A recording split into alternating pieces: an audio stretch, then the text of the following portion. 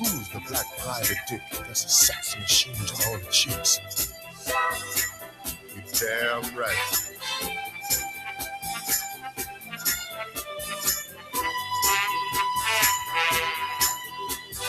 Who is the man that would risk his neck for his brother, man? Can you dig it?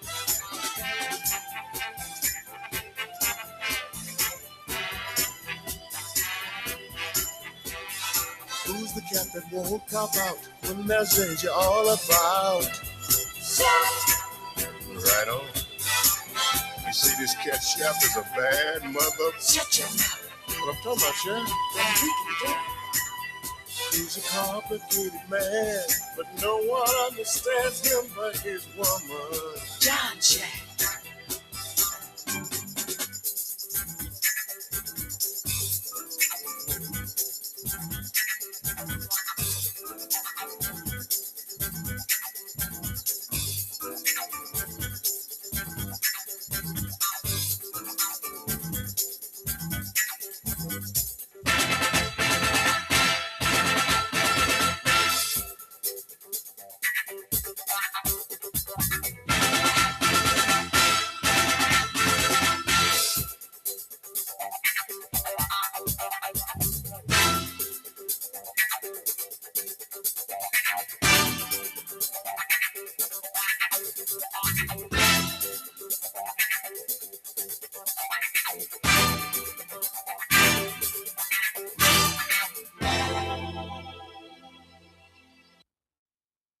Good evening.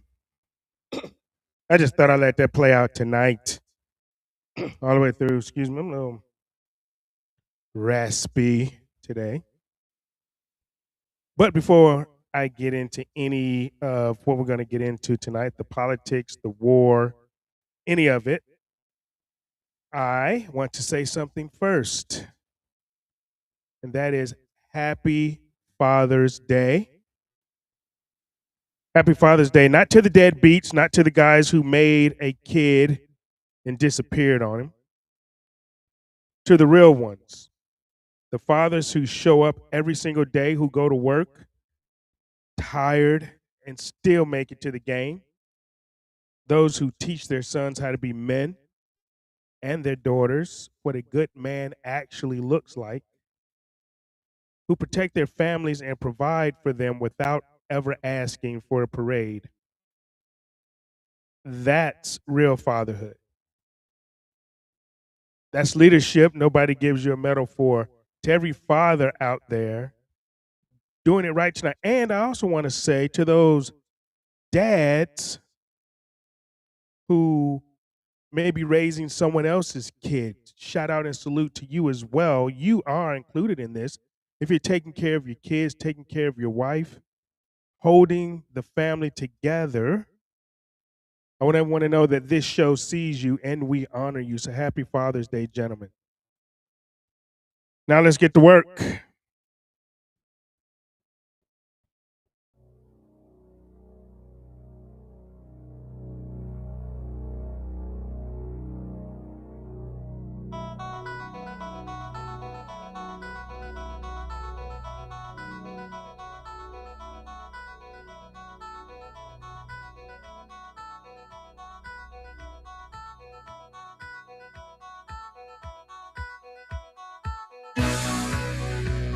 I want to say my shout outs before I get started. Carolyn, Susan, and those coming into the show. I see a Getter is down.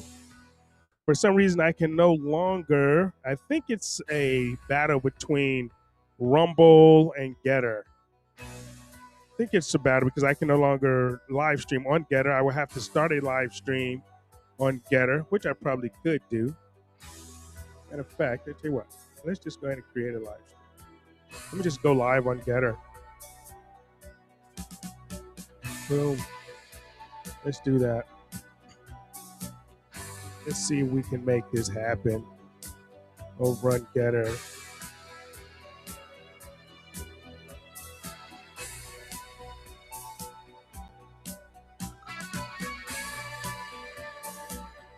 It's thinking about it. It's thinking about it. It's thinking about whether they want to let me on or not. Because I'm not part of the. All right, here we go. We're live on Getter now. We are live on Getter.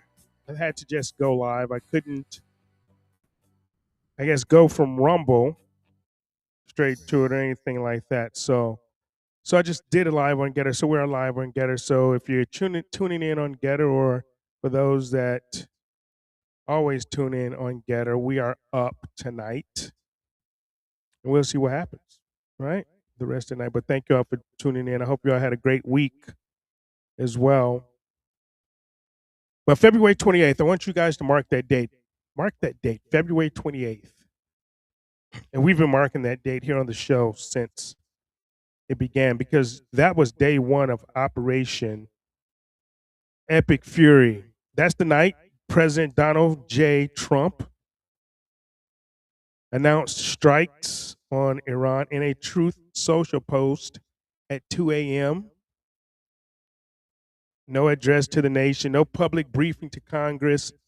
He gave Mike Johnson a phone call, gave Lindsey Graham a phone call, gave Marco Rubio a phone call, and beyond a gang of 8 notification minutes before the bombs dropped. And that's the night this show told you something nobody else on cable was willing to say, nobody on any other podcast was willing to say, not even Tucker at this time, not Candace, not Joe Rogan, not, Sean, none of them. And what I said was, Madison warned us factions cannot be eliminated, only controlled. And the only mechanism he trusted to control them was a republic. Representation, the consent of the governed. I asked you one question that very first week, and that question was, who gave consent for this war? And the answer was nobody did. And that hasn't changed in 4 months. Still hasn't changed. Now let's run it down a little bit, because I have a guest coming on at 8:30. We're going to run this down, this first segment, and then we're going to get to the guest tonight, William Parker, PhD, author of Tylenol and Autism, but we're going to get to that. No, not because we're, and we're going to run it down, not because we're taking a victory lap, but because you deserve to know who's been telling you the truth since the first night and who's still catching up, right? So by day 21, late March, this show was already telling you Israel had taken a missile hit at Dimona, and Iran was claiming strikes on Al-Mahad and Ali al-Salam bases. The cable, the podcasters, the Fox News pundits, Con Inc., was still calling it a skirmish. And in Trump's words, he had a excursion, right? We called it a regional war by week 3. We were really saying it by week 1, but we really called it a regional war in week 3. And by day 57, late April, we had 13 Americans dead, more than 400 wounded. The Strait of Hormuz was closed again. We had 3 carriers. We had 3 aircraft carriers in the theater: the Ford, the Lincoln, and the George H.W. Bush, which, by the way, had, and I want to emphasize, had to sail 6,000 miles around Africa because the United States Navy could not use the Red Sea. I told you that week that big ships, big lies, right? A carrier armada in 2026 could not do what 8 destroyers did in 1988 when I was on the USS Carl Vinson escorting tankers through that same strait. And that same day, the ceasefire that was supposed to lead to a deal, it died. That same day, Trump pulled Witkoff and Kushner out of Pakistan talks. By day 96, June 3rd, Congress finally grew some kind of a spine, little bitty one.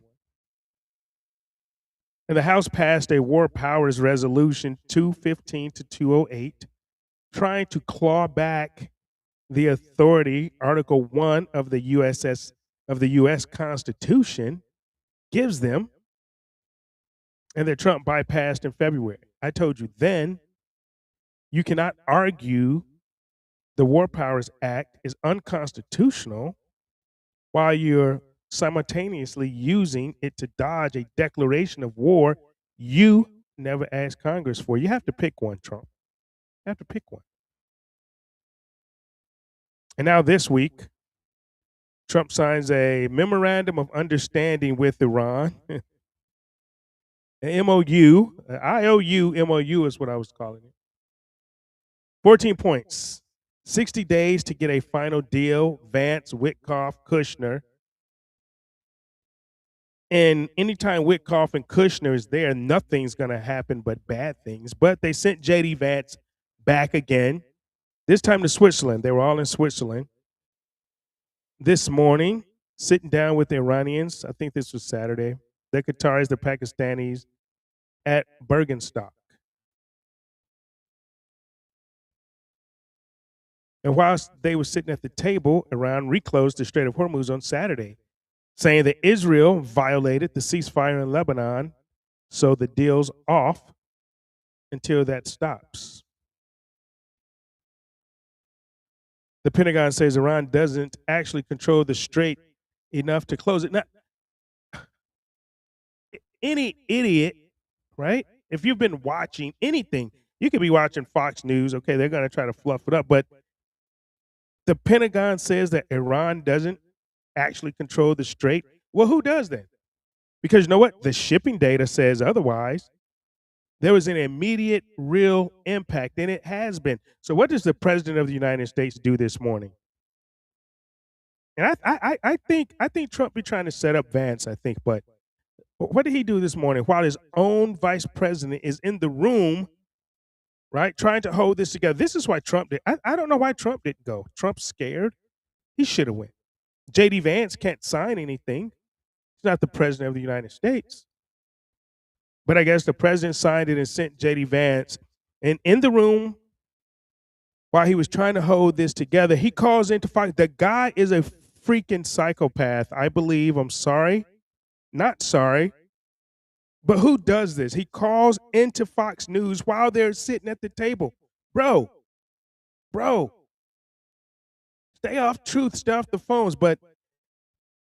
And he says this, and and I'm going to quote him exactly because I don't want anybody to try to fact check me, but I'm going to quote him, right? This is what the president, you guys have to understand this is our president of the United States saying this.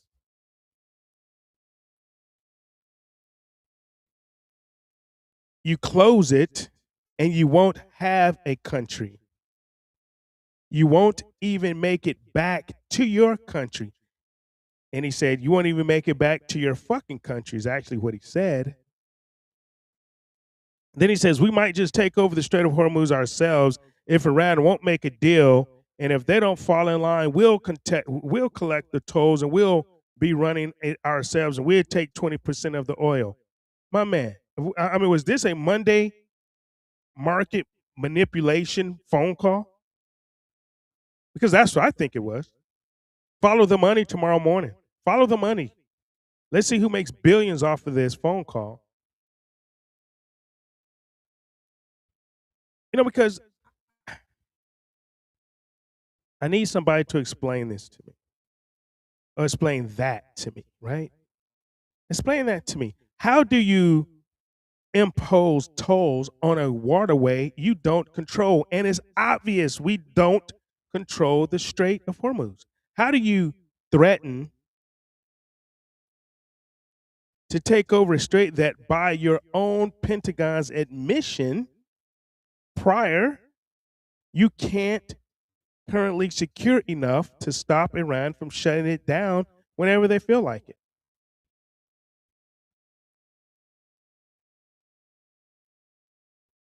We had 3 carrier groups that have spent at least 4 months unable to keep this waterway open. And the president is on national television threatening to charge tolls on it like it's the George Washington Bridge. This is insanity. You can't tax a strait. You can't even get near it. We can't even get near the strait. And on Truth Social the same morning, he tells Iran, stop your proxies in Lebanon or we'll hit Iran very hard. How about stopping our damn proxies called Israel and the IDF? How about that from more genocide in Lebanon? How about telling them to bag off, to turn around and go back to Israel and get out of Lebanon? I mean, just, he said, we're going to hit it very hard again, just like we did last week, only harder. I think somebody in Israel pulled Trump's bitch card because he's totally flipped. So in the span of 12 hours, depending on which platform you're reading, we are simultaneously at the negotiating table, threatening to occupy a strategic waterway and promising to resume bombing. Bruh, you got to pick a lane. Like, Iran's like, we're out of here, man. This dude's crazy. He's violated the MOU, just threatening us. We're out. We ain't talking no more. We're going home. You have to pick a lane. You're all over the place, man. You're all over the place. First it was, niceties, and now you're threatening to. I'm like, dude, did Israel show you some more videos from the Epstein files or something? Is that what happened? See, here's the part that should bother every one of you. And this is regardless of how you feel about Iran. Trump, this is President Trump, and I don't care what you feel about him. He's a tough guy. Yeah, we need a tough president. But he didn't just threaten the country. Listen to what he actually said. Exactly. You close it and you won't have a country. You won't even make it back to your fucking country. What is that? A threat? Is that like the president of the United States threatening an assassination? Threatening assassinations of the negotiating officials like Israel? That's so Israeli. I mean, but you tell me. You tell me how you're supposed to read that. Tell me how I'm supposed to read it, because to me,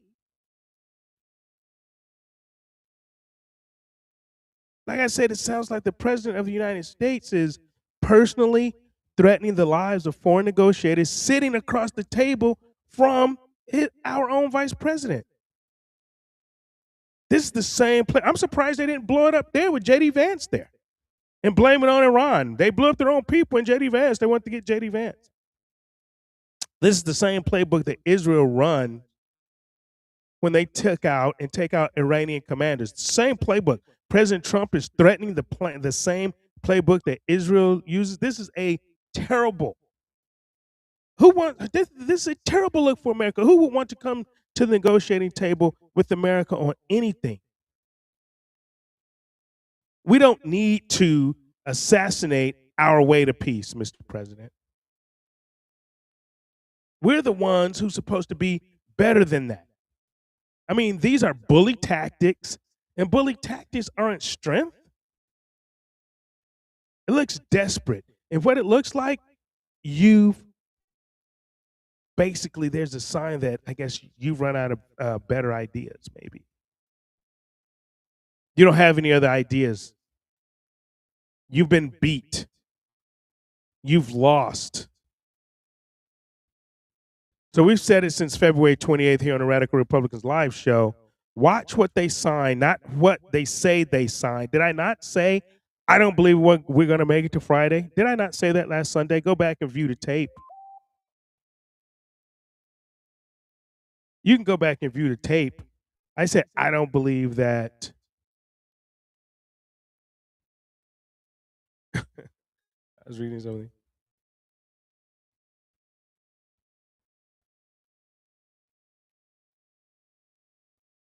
I mean, I said that last Sunday night that we would not make it to Friday. There will not be a signing on Friday.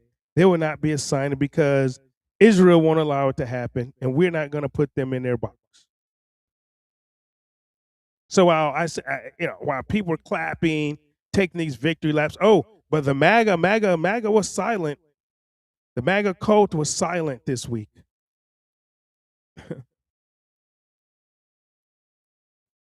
So after 4 months, it seems like the paper is still moving faster than the piece, and the people paying for that gap aren't in Lucerne. The people paying for this is some are in Beirut, some are in Israel under Israeli strikes in Beirut, some are under Iranian strikes in Israel. The MOU was supposed to stop. This was supposed to stop that. But like I said last week, Israel was not included in the MOU. So Israel's like, we're not part of that. We're not stopping.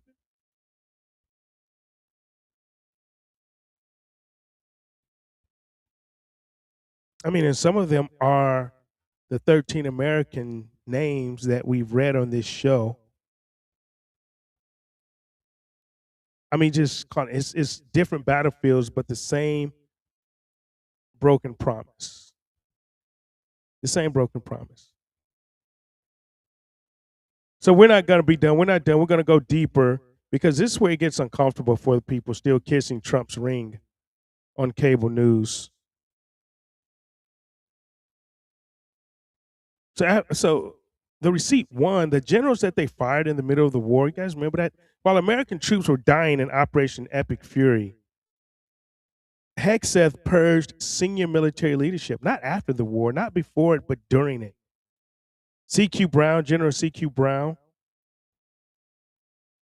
who just happened to be the first black chairman of the Joint Chiefs, Admiral Lisa Franchetti, first woman naval chief of naval operations, General Slife, General Hall at NSA and Cyber Command, Admiral Fagan at the Coast Guard. Then in early April, Army Chief of Staff Randy George forced into immediate retirement, who was replaced by, get this, Hegseth's own personal aide. They love to replace their people with yes men. Two more generals fired the same day, including the Army's chief of chaplains. So over a dozen senior officers purged in the middle of a shooting war. I asked the question then, and I'm asking it again now. Who fires their generals in the middle of a war? Who does that? You do that when you're losing and you need a scapegoat, or when you want yes men instead of war fighters. This is what I believe. You don't see Fox News asking these questions, but we are. Receipt number two, the F-15 they didn't want to talk about, right? Early April, an F-15 Strike Eagle, who was shot down over southwestern Iran by Iranian ground-based air defenses, confirmed by U.S. officials to CBS, NBC, and Axios, of course. Both crew members eventually rescued, and here's the part that matters to that. This happened while administration was actively telling the public Iran had no functional air defense capability left. Trump himself said days earlier that Iran's drone and missile capabilities had been decimated. And I told you then you were being gaslit. They were lying to you. I mean, we didn't put a precise date on it on air because we couldn't verify a precise date, but we said the suppression of the timeline was the story. The verification discipline, that's what that was. It wasn't spin. We was just making sure that what we put out on air is verified. Receipt three, the F-5 that basically walked through a Patriot battery, a Cold War era Iranian jet penetrated U.S. Patriot missile defenses. $5 billion in damage across 11 bases. And Hegseth was on camera saying the U.S. owns the skies over Iran.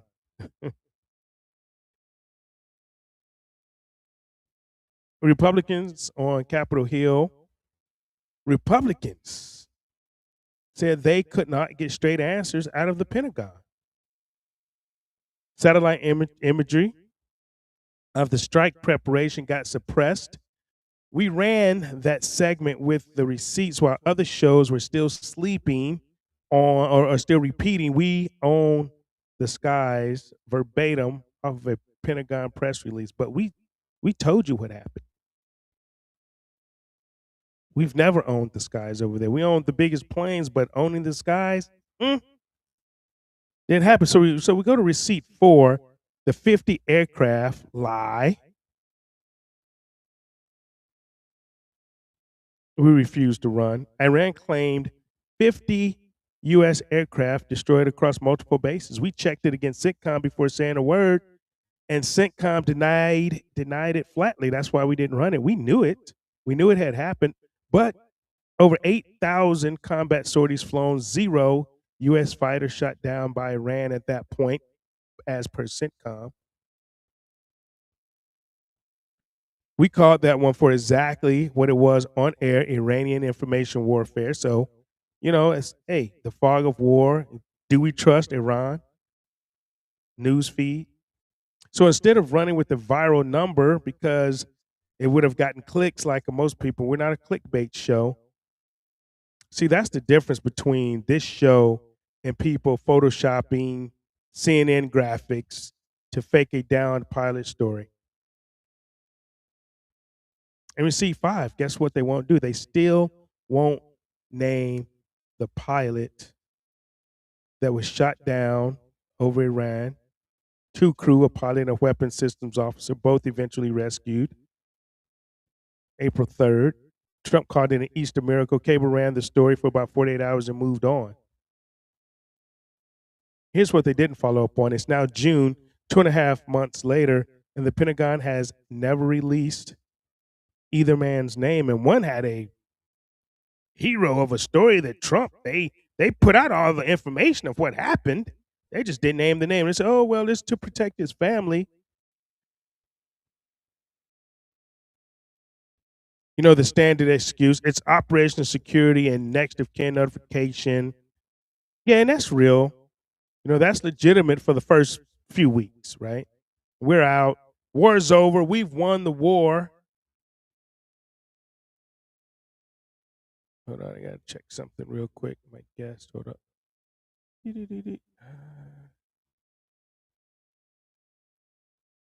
Oh, okay.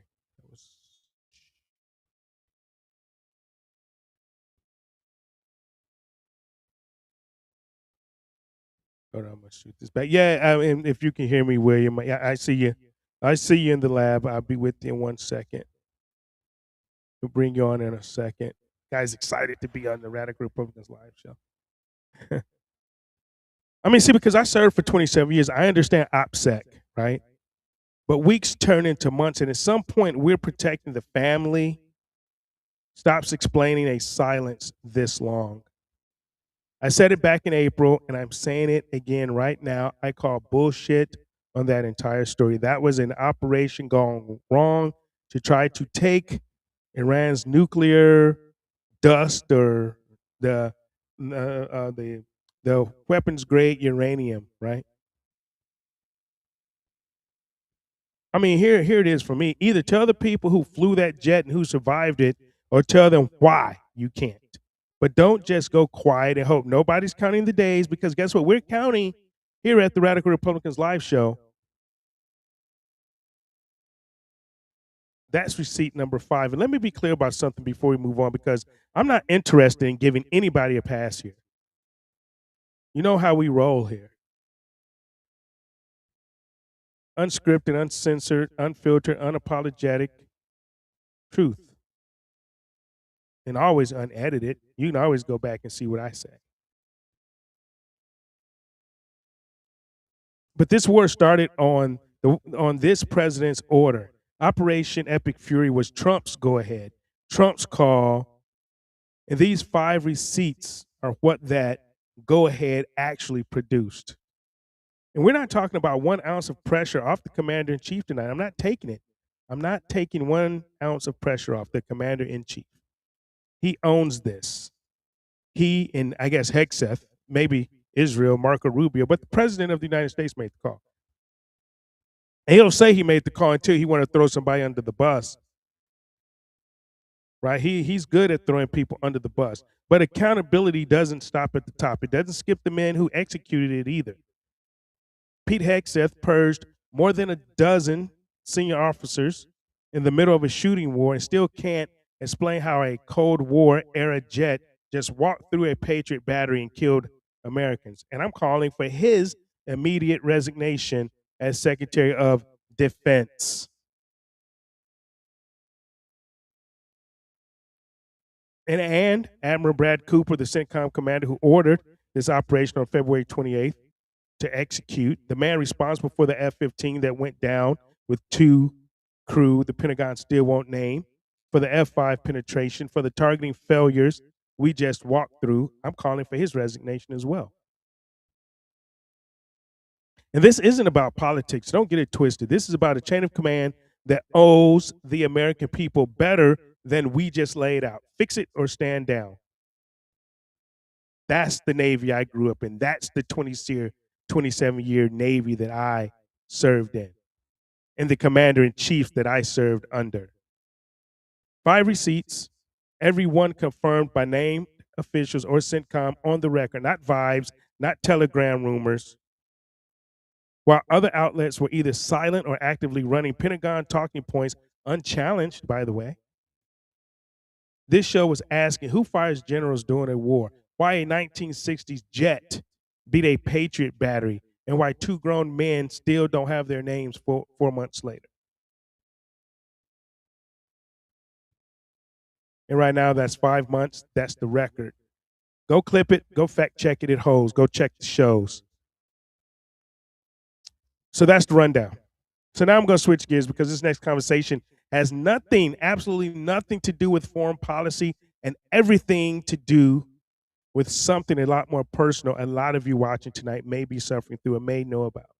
And that's a fight that's been brewing for years now over whether Tylenol, acetaminophen, the stuff in your medicine cabinet right now, might be connected to autism in kids.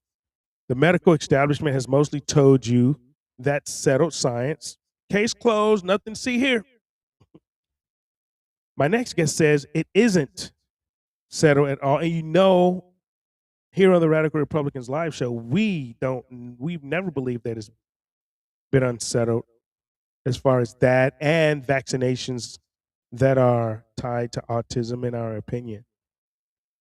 And this guest spent years building the evidence to back that up. Dr. William Parker is a researcher and the author of Tylenol and Autism, Evidence, Scientific Blunders, and Medicine Gone Wrong. So he's going to walk us through what he found, why he thinks the consensus got this wrong, and we're going to push back on it. Maybe where it needs pushing back just a little bit, because you know how we do it here in the Lion's Den, right? So here we go. I'm going to go ahead and bring in Dr. William Parker. Let me bring him in. As soon as you turn on your camera, you can, Doc, I got you on the show. We'll add you to the stage. There he is. Hello, sir. How are you? I'm doing great. It's a pleasure to be here. Well, thank you. And this is how we do it on the Radical Republicans live show. And I tell you what, I gave you a brief interview. Why don't you go ahead and introduce yourself and go ahead and jump into your topic for tonight, and then I'll get to some questions. All right, that sounds great. So my name is William Parker. I'm a PhD in chemistry. I was a scientist at Duke University for almost 30 years. I currently work at the University of North Carolina, Chapel Hill. I've studied a lot of things during my career, including, for example, we figured out what the function of the human appendix is as a safe house for beneficial bacteria. And my lab was the first lab, and Leonardo da Vinci was working on that question. Right? What does the appendix do? Why does it get inflamed? And my lab was the first one to predict correctly that COVID-19 would not be so impactful from a clinical perspective in very, very low income countries. That's because their immune systems are really different than our immune systems in Western society. So that, we had been working at Duke for decades, and then we sort of stumbled across this connection between the brand name is Tylenol, but the chemical is called acetaminophen, and autism spectrum disorder. So when we started working on that, then things kind of went south with the administration at Duke University there, and I ended up retiring at the age of 56 after they shut down my laboratory, and they just told me it wasn't in their strategic interest to keep it going. But we now we're doing work at the University of North Carolina, and we're really just looking at the relationship between Tylenol and autism spectrum disorder, which I can tell you basically everything there is to know about that. That's my job, is to know a lot of information about that connection. Okay, now you say that there are roughly 30 separate lines of evidence. So give us, I guess, the 2 or 3 strongest ones that a skeptic, I guess, would actually try to grapple with or argue with about that.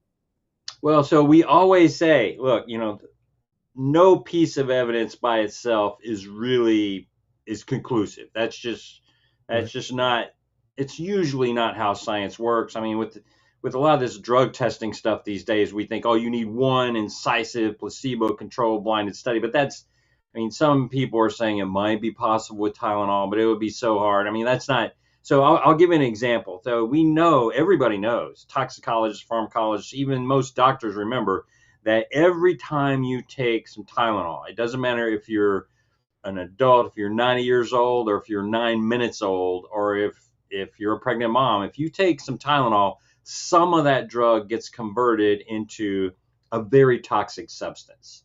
So, and it does, I mean, the name of the substance, it doesn't matter. But the point is that your body actually changes Tylenol, acetaminophen, into a toxic substance. And it's been known since the 1980s that children with autism cannot process that drug safely. So in those children, more of it gets shunted down that toxic pathway. And again, this has been known since the 1980s, and we just missed it. We didn't realize that that was problematic. Now you'd say, well, it's a toxic substance. Why shouldn't it be problematic? And this goes back into ancient history, back in the 1960s and 70s, and nobody checked it for brain function. They only checked. They thought they made a horrible assumption back then that babies are just small adults, and that's not true. Babies do not process the drug the same as an adult. And an adult, if you take too much Tylenol, it will kill your liver, and that is very bad. But as a baby, what we're finding out is just a little bit of Tylenol, and it depends on the baby. So some babies are very, very resistant to it, and some are what we call susceptible.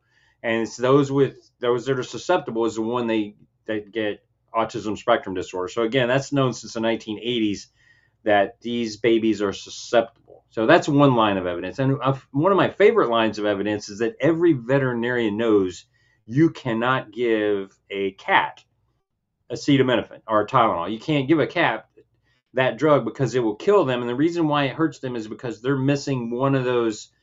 And I mentioned there's a dangerous sort of route that the acetaminophen goes down, but there's safe routes too that the Tylenol goes down, and cats are missing one of those. And if you're missing those safe routes, it forces the drug down the toxic route. Now, you say, well, okay, that's good. Veterinarians know that. In fact, most cat owners are pretty familiar with this. Just don't give your cat Tylenol. But it turns out newborn babies are missing the exact same pathway. All right, so it's telling you right there we're protecting our pet cats better than we're protecting our newborn babies.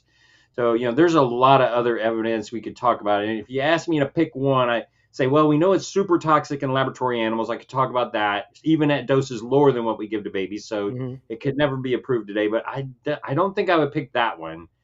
And then there's an awesome study out of Johns Hopkins showing that the amount of Tylenol that you're born with when they clamp that umbilical cord, in other words, how much was given during labor and delivery, it heavily determines whether or not you get autism. I like that one, but that's not the one I think I would pick. I think I would pick the one with Stephen Schultz, 2008, the very first study ever done. And what happened was a lot of parents were saying, hey, I think a vaccine is causing my kid's autism. So this guy named Steve Schultz, he had the same exact thing happen to him. He gave his kid an MMR shot. The kid regressed into autism, and he was a dentist. He quit his dentistry practice, got his PhD at the University of California, and did a study of more than about 80 kids with autism and then a bunch of kids without autism. And he figured out that if you give your child acetaminophen between 12 and 18 months, so you got a 20-fold increase, not 20%, 20 times as much autism as you have with parents who did not give their kid Tylenol between 12 and 18 months of age. And this is specifically regressive autism we're talking about. So you can see the kid developing, and then they lose those developmental milestones as they develop autism spectrum disorder. So he saw 20 times as much. So that's just some of the evidence that we have. I could go, like I said, 30 lines of evidence. You just go on and on and on. But I mean, the point is the science is super, super clear. And we can, if you want, talk about, if you ask the Google AI, it's going to tell you, no, there's no connection. And that is nonsense. They're misinterpreting a study that is, the data look exactly like what you would expect if Tylenol plus susceptibility causes autism spectrum disorder, and they're just canceling out susceptibility. And what the studies are really showing is that if you're not susceptible, Tylenol will not give you autism. No way. And we already knew that. We knew that back in 2017, and probably if we'd thought about it, we knew that back in 2008. So those studies are not showing that it's safe. They're just showing that only susceptible babies are at risk. And there might be some, especially right when they're newborn, which means watch out for labor and delivery, make a birth plan. But there's also, some risk during pregnancy. It looks like, especially if you use a lot for, say, chronic pain management, something like that. Does that make sense, Jerome? Oh, it makes a lot of sense. And I mean, how about women that breastfeed? If they breastfeed and take Tylenol, right. So that's a really good question, and I'm on the board for the advisory board for Lilletch International, and look, the thing about it is that the Tylenol goes through the breast milk really well. But the thing about it is it's diluted by a factor of about 50 when the baby drinks it, right? So if you give a mom a dose during labor and delivery, and it's the deal is they're giving it IV, so you essentially get 2.5 times as much as you could get by taking orally in terms of the concentration. So you get this whopping dose if you give it during labor and delivery, or you can, depending on when that umbilical cord is clamped. But when you give it, when the mom takes it and is breastfeeding, it's so much less. It's not only is it 2.5 times less because it's not intravenous, but it's also 50 times less, or because it's getting diluted out when the baby drinks it. So you're looking at very low doses, and it's a good, look, I'm going to tell you, we don't know that these super low doses are going to do any damage, but we don't know that they're safe. I mean, we just don't know. Nobody's ever done experiments on this. Right. Hey, in the chat, I'm going to ask you guys a question because someone just texted me, say that they can't hear. You guys in the chat can hear everything pretty good, right? And they say that they can hear me, but they can't hear the guest a little bit. I hear you loud and clear, and just from watching the chat a little bit, I'm pretty sure everybody else can hear you loud and clear. So I'm not sure why you can't hear us there, Nicole, but I think we're rolling pretty good here. So here it is. Let me the early life. Well, explain layman terms, right? What do you mean by early life detoxification limits and oxidative stress? Oh, wow. Okay, yeah. So those are some.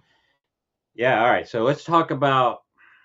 Yeah, we get pretty deep here in the Lion's Den, man. We come at it. Yeah, you just jumped in there. I mean, you're not afraid of anything. All right, so let's talk about early life first. So what we think is there's some risk during pregnancy, but as soon as you clamp, so what happens when the baby's being born, at some point, the baby pops out, and later the placenta is going to come out, but the baby pops out, and at some point the doctor clamps the umbilical cord. Now, as soon as the second you clamp that umbilical cord, you disconnect the baby from the mama. Now, the cool thing about the mama is she has like a super liver.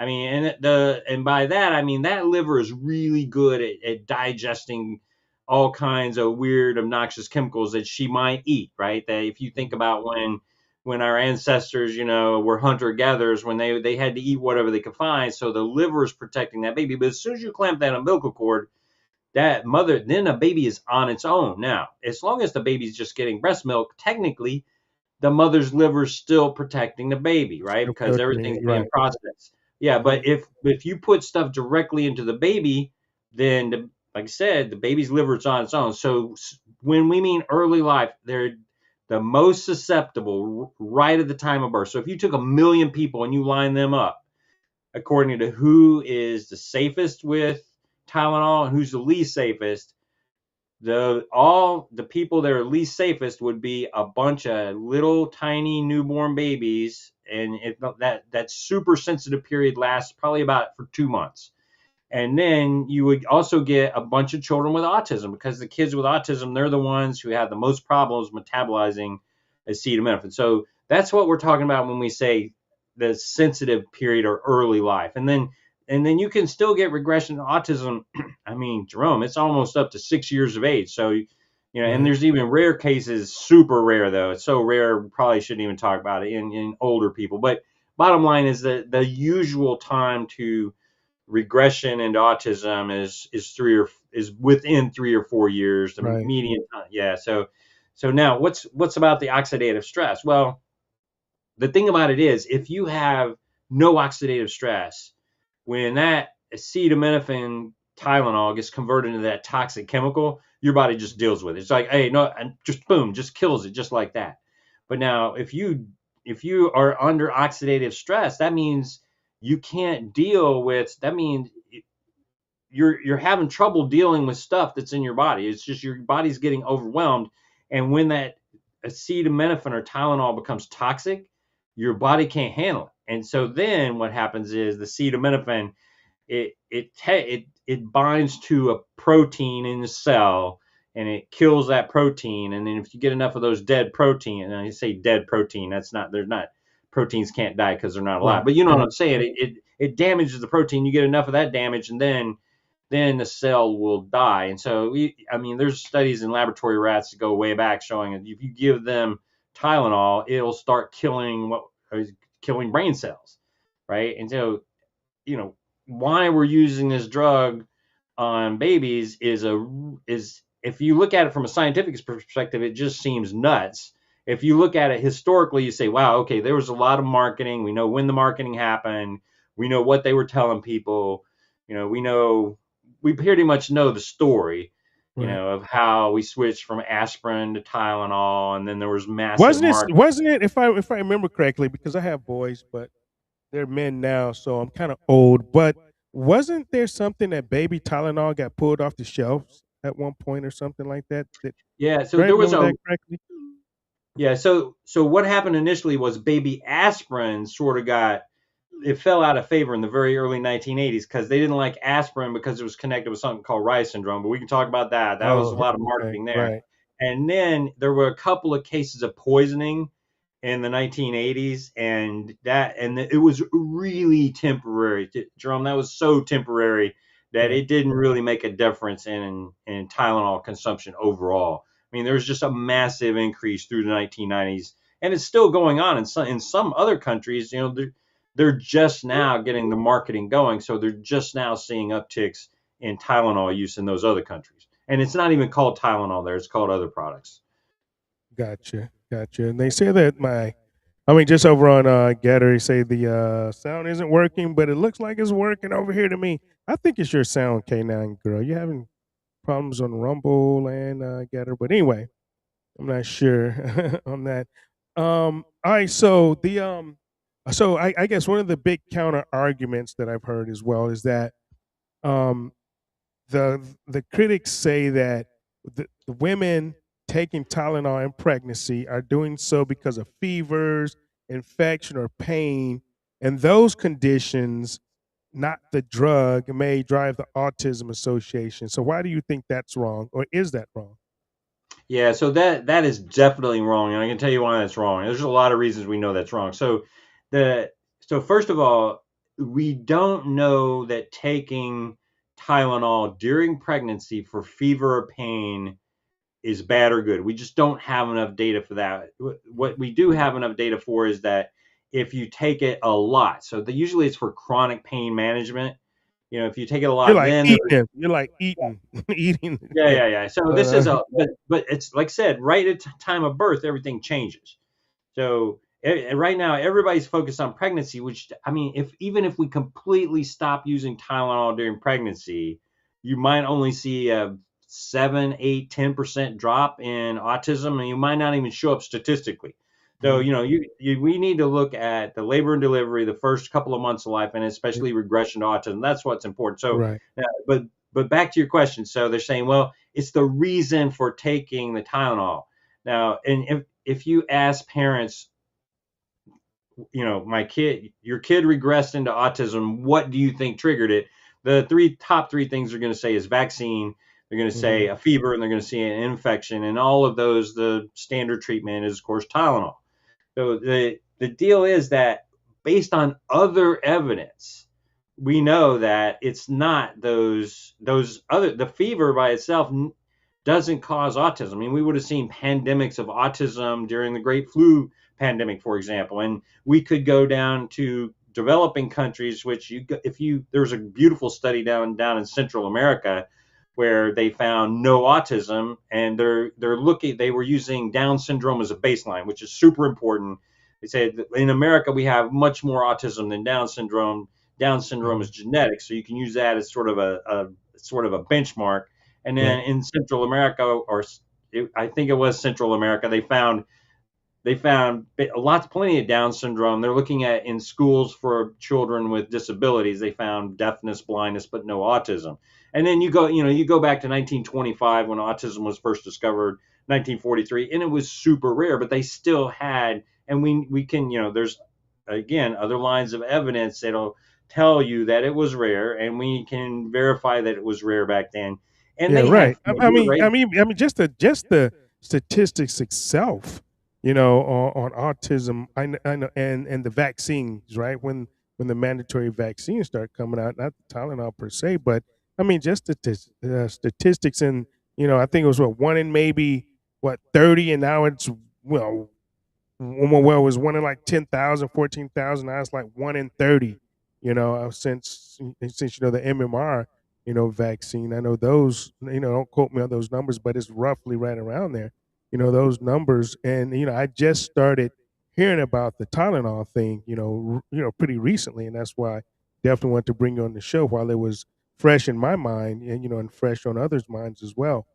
So, it's funny how we can have one thing here and something not in another country. Does that have something to do with, and, I guess maybe they don't have access to acetaminophen. I don't know, down in these other countries, or maybe they use another pain, medication or something else to take care of their pain other than, Tylenol or aspirin. Yeah, so there's some good data from UNICEF on, do people use Tylenol to treat, and it's changing. I mean, these lower income countries, which you would not have been able to find Tylenol, and they call it Tylenol is a brand name that we use here in the United States, but if you go to Britain, for example, it'll be Calpol. If you go to say Italy, it'll be Tacopurina. So it's a different name everywhere, but the drug that's just not available in a lot of places. And a lot of places, and a lot of people don't realize there's drugs that are illegal in the United States that do Right. the same as Tylenol that still get used. I mean, dipyrone is one, and everybody says, "What? What was that?" Because we don't know what it is, but in Hmm. most of the rest of the world, they still use that. So, and then the whole thing with if you look at so for example, the literature in Russian, which is you can't it's not hard to find, but it's you got to go looking for it. And Hmm. they're talking about, well, we've really known since about 2009 that acetaminophen or Tylenol is connected with autism, and we just kind of ignored it. I mean, and there were already back then, they knew that these babies that with autism couldn't process the drug safely. So there's a lot of other countries that, if you look at their literature, they are aware of the connection between Tylenol and autism that the Americans just have been ignoring. Well, and we've been ignoring it because big pharma pretty much runs the country. I think as far as the drugs, the media, and things like that they don't let out. I mean, you just recently is go back to COVID and everything that they silenced and shut down on that. The things that they knew about the bad things that they knew about COVID and everything that's coming out now. But what role do you think that because big pharma controls the media that has on the public not knowing? Well, so so I have a bias, right? I have a perspective because I've sort of been in the trenches Mhm. fighting this fight since probably about 2012 or so. So a little over a decade. So from my perspective, the what I have seen is that the medical establishment itself, including the clinical side and the research side, they don't want to hear this. I mean, they will bend over backwards to try to avoid this, what I would call scientifically, it's an obvious reality. And I mean, if you think about it, they have so much. They're compromised. They have finance. If Right. look if suddenly it comes out that, well, oh, okay, 84%, and that's just a rough. My guess is different, but some other my members of my team have lower guesses. I have a higher guess, but say 84% of autism is triggered by Tylenol. Now we know that autism is complex, but that's the thing, is that there are dozens, if not hundreds of things, especially if you count genes, that make Tylenol more dangerous, and it's different for every kid. So, so back to the main story here is that if they one day they're going to figure this out because things have changed now and people are aware of it, and they're going to figure out, whoa, and they're going to know exactly how much autism was triggered by Tylenol, and let's suppose it's 84%. Well, what's going to happen? Well, it's going to be it's going to be horrible. It's going to for the medical, it'll be great for the Americans because we'll have so much less autism, but it's going to be horrible for the medical establishment because they're the ones that cause all this pain and suffering. So these people who are so hard driven. I mean, they've gone to medical school, they've Mhm. done a residency, they worked hard their whole life. They're the ones that actually cause the problem. So it's just huge. And then, of course, all the research scientists totally missed the big picture. I mean, I can tell you, as one of the research scientists, my colleagues missed the big picture. That's just the bottom line. And they're right now, when we get our reviews back, we can see people are just grasping at straws. This just can't be right. We got a Mhm. review recently, and it just said this is just wrong. With looking at all the data we're presenting with more than 30 lines, and when we say lines of evidence, we're talking about discrete, independent evidence. That's like the issue with the cats is independent from the study out in California that Stephen Schultz did, right? All and the animal studies showing that it's really dangerous in laboratory rodents, that's independent. You just go on, and the study out of Hopkins with the cord blood, that's independent. So you get all these, and when we figured out what the human appendix did, it was the same thing. You can't go in there and do some magic experiment where you show exactly what the appendix does, but you Mhm. collect data, you collect observations, you do experiments, and you put all the evidence together, and that's how, for example, we know that a carbon atom has 6 protons. It doesn't have 58 protons, it has 6. It's because you can't go in and you can't shrink a little scientist down and send them into an atom to take a picture, right? That's not how Right. it works. So, I mean, right now, to me, from my perspective, the scientific establishment itself and the medical establishment going hand in hand with this is just doesn't want to see it. And that's what happened. My lab got shut down at Duke. We had discovered the function of the human appendix. That's something Leonardo da So Vinci let's was. talk about that for a second because I've always heard the appendix is useless in the body. It'll make you sick and kill you, but it's not used for anything. Right. And so we now know we know why it gets sick. That's a separate issue. That was a guy in 1988 figured that out. That's sort of the same reason why we get allergies and autoimmune disease and other kinds Mhm. of inflammatory problems that are chronic. But, we did figure out that it's a little storage compartment, like a backup drive for your beneficial bacteria, which is something Leonardo da Vinci had been trying to figure out. I mean, it was Charles Darwin that first said, well, it's probably just a leftover from evolution. We know now that is Right. absolutely false. That was proven to be false. So, when we did that, you collect a whole bunch of data, and we were looking at the nitty gritty details of how the immune system interacts with bacteria. And when you put all that together, then you get a conclusion. And then it was eventually borne out. I think year before last, there was a big study in Europe that showed that in non-human primates with an appendix, they are very resistant to chronic diarrheal illness. So then, so it's just, that's what we predicted. So it's sort of like, one of those, that's how science works, right? Is you look at the evidence, you make a conclusion, and then that conclusion, there's predictions that come from that. You can check those, verify those. So the appendix is associated with protection from these bacterial infections, which makes sense that it's backing up the good bacteria. So that's a good example. And so we had a super renowned lab, and then all of a sudden they just get shut down because and all I was told is it's not in the strategic best interest of the Department of Surgery to keep my lab open. That was it. So, and so I suspect if I had to bet, I would bet that the certain administrators at the university were getting a lot of flack from what I was doing. Now, whether that came from concerns about their own prestige or from pharmaceutical industry, I have no way of knowing. I do know that the president and CEO of Duke University at that time was on the board of directors for a big pharmaceutical company called Johnson & Johnson, which is the manufacturer of acetaminophen. So they clearly had a conflict of interest. Sure. But I have no way of knowing. But I can tell you, though, on a day-to-day basis, it's not Johnson & Johnson, or they got rid of Tylenol, which is really an interesting story. They don't have it anymore. It's now a little company called Kenvue.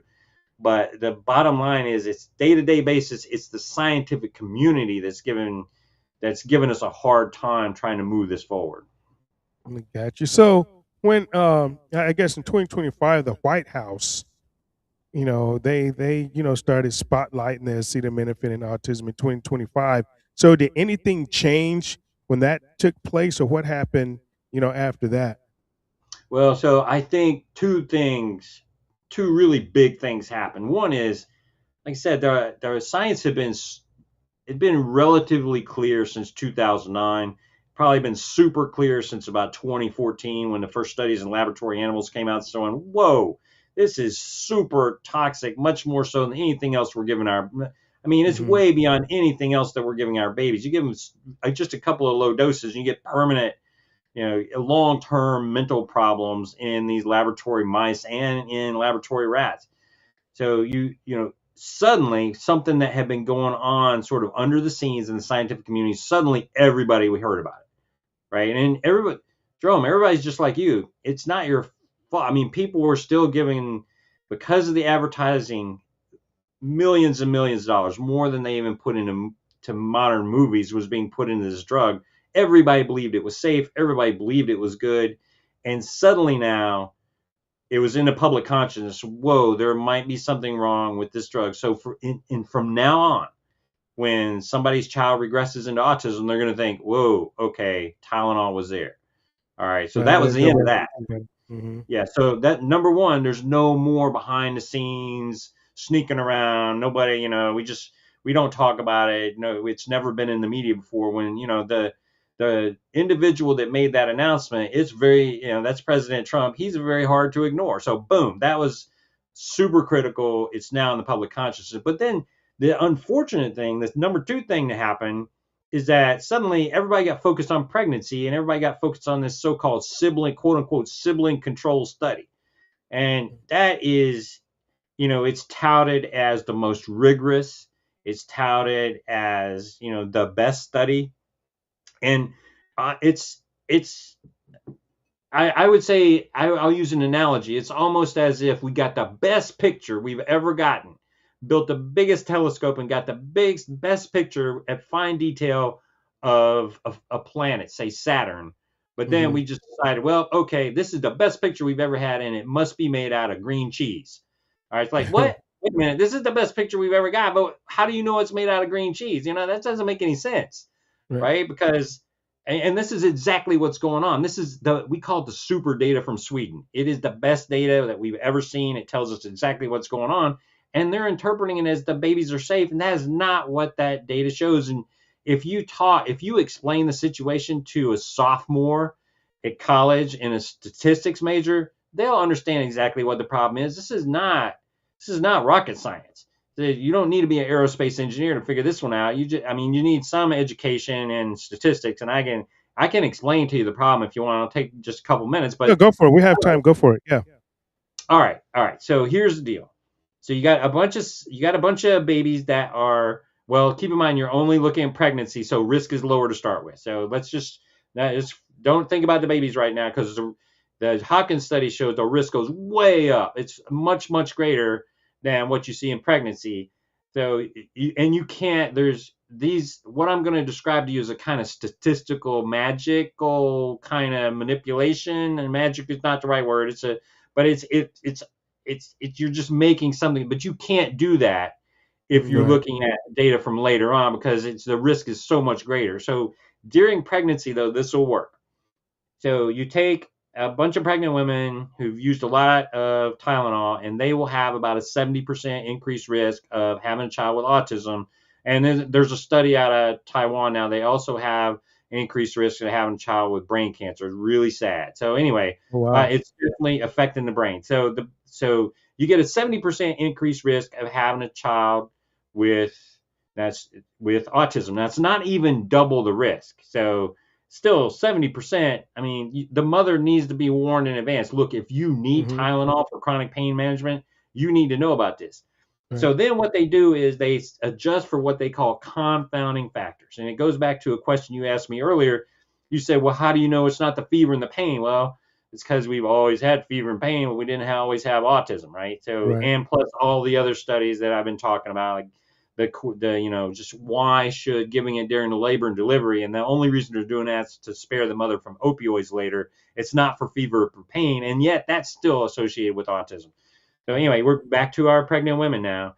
So what they do is they adjust out all kinds of things associated with oxidative stress. Like, have you ever had any mental illness in your family? Have you migraine headaches, right? Do you take medications for any kind of mental illness? And and even low socioeconomic status, because that's associated with oxidative stress. So they factor out, they assume, and this started in 2013. They started assuming that all these factors might be confounding, but the way the math works is either they are or they aren't. And so what they do is they just assume that they are, and they factor them out. And in the end, what you get, and we can show this in computer simulations, it works perfect. You get exactly what you would expect if Tylenol plus oxidative stress or inflammation, susceptibility causes autism. And basically, when you factor all this stuff out, they factor out more than 30 things, including genetics, which is sibling control. Then suddenly the risk goes away. And yeah, I mean, it's like looking at Saturn or Pluto or whatever and decides to make it made out of green cheese. It's like, this is not right.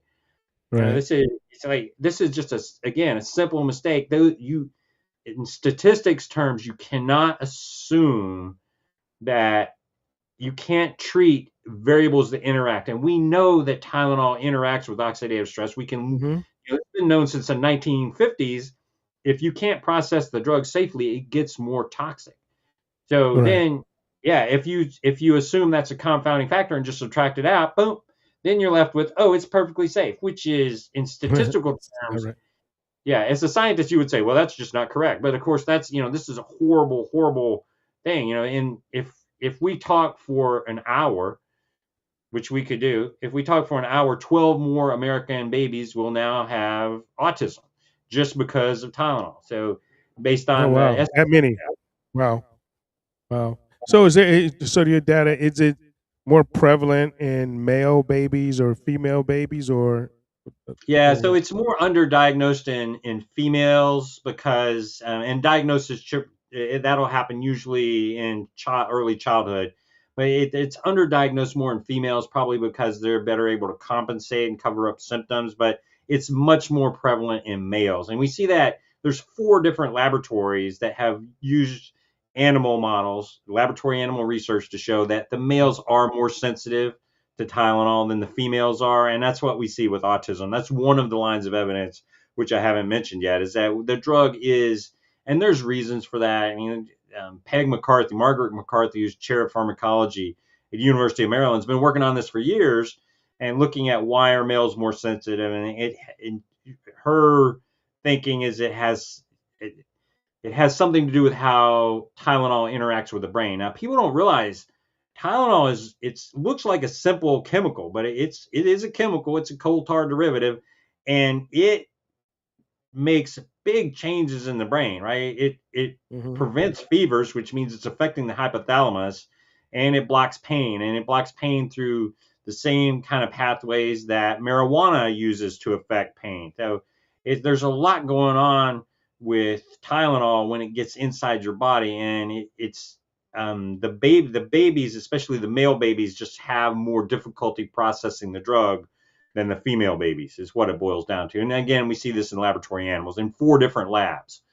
And you said you see this more in children 12 to 18 months that was given the MMR vaccine and then given acetaminophen or Tylenol, maybe for the pain in the arm for the vaccine. So you found an increase in that.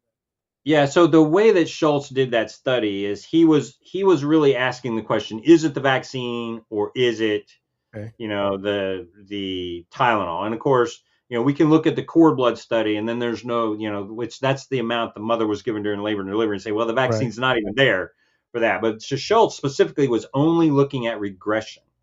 So that's really important. He's only looking at these older children. In most cases of autism are not regressive. Most cases are infantile. 30-40% is probably regression. So he was separating out the MMR vaccine from the Tylenol. And of course, this was not a Vax-Novax study.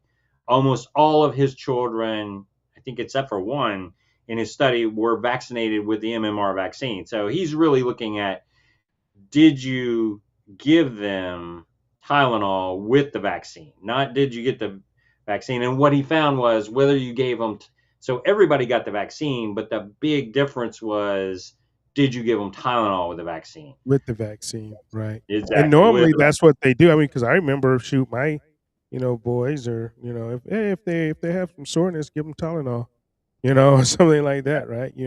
Because that's before I was totally, and I'll be honest, I'm a totally anti-vaxxer. That was after everything that I found out about it, because I wasn't before, because I was just like any other parent, take your, kid to the pediatrician and do what the pediatrician says. And luckily, none of my boys, I mean, they're crazy as hell, but I don't think none of them have autism. But I mean, one's actually a doctor. He's a pediatrician. So I'm definitely going to get him to watch this show. But we always go back and forth with different things that I find out, from the experts that come on my show, because he's a pediatrician doctor. So, and I mean, he agrees with a bunch of it too as well. And now if somebody really wants to dig, I mean, we just wrote a book, we're publishing a book on this, but if a pediatrician wants to dig deep, I mean, we don't hide this stuff. This stuff is published in the scientific literature. We published a big paper.